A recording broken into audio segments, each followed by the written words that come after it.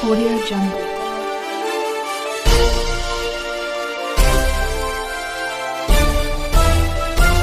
Audio Jungle.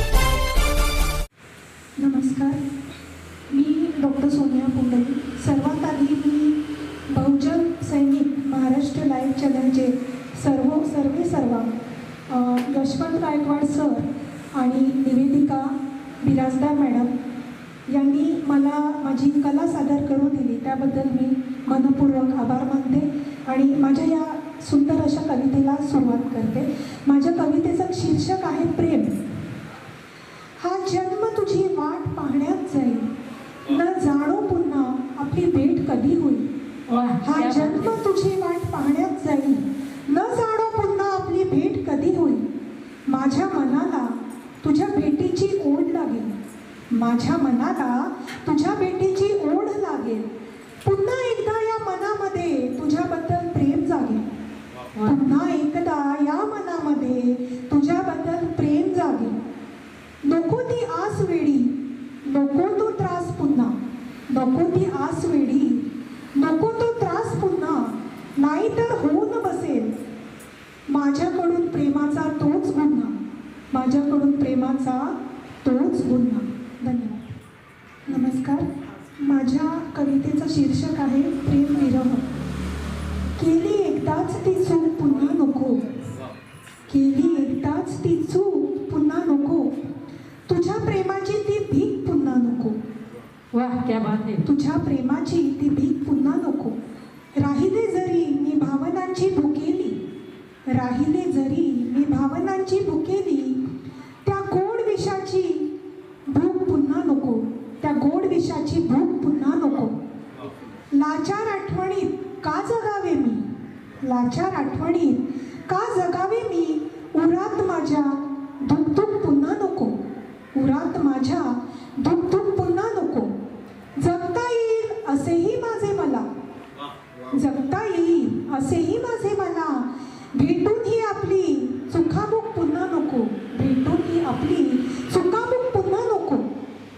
नको स्वप्ने रात्री जागणे रोजचे ते, नको ती स्वप्ने रात्री जागणे रोजचे ते. होणे आरशापुढे भावूक पुन्हा नको, होणे आरशापुढे भावूक पुन्हा नको. धन्यवाद. पुढील कवितेचं शीर्षक प्रेमाची भीक. सगळ्यात वाईट भीक कोणती असेल तर ती प्रेमाची. कारण प्रेम हे मागून मिळत नाही, ते मनापासून दिलं जातं. प्रेम हे मागून मिळत नाही, ते मनापासून दिलं जातं. मीही एकदा तुझ्या प्रेमाची भीक मागितली होती, मीही एकदा तुझ्या प्रेमाची भीक मागितली होती. तू जाऊ नकोस, तू जाऊ नकोस म्हणून माझ्या स्वाभिमानालाही तुझ्यापाशी, माझ्या स्वाभिमानालाही तुझ्यापाशी मी ठेवून आली होते. तुझ्या एका थांब, तुझ्या एका थांब या शब्दासाठी मी 1000 वेळा स्वतःला हरवलं. तुझ्या एका थांब या शब्दासाठी मी 1000 वेळा स्वतःला हरवलं. पण ज्याच्या मनात आपल्यासाठी जागाच नसते, ज्याच्या मनात आपल्यासाठी जागाच नसते, त्याच्याकडे विनवण्या करूनही प्रेम कधी मिळत नाही, त्याच्याकडे विनवण्या करूनही प्रेम कधी मिळत नाही, त्याच्याकडे विनवण्या करूनही प्रेम त्याचा मिळत नाही. म्हणून तर एक शायर म्हणतोय, तुला माहीत नाही तू काय आहेस माझ्यासाठी, तुला माहीत नाही तू काय आहेस माझ्यासाठी.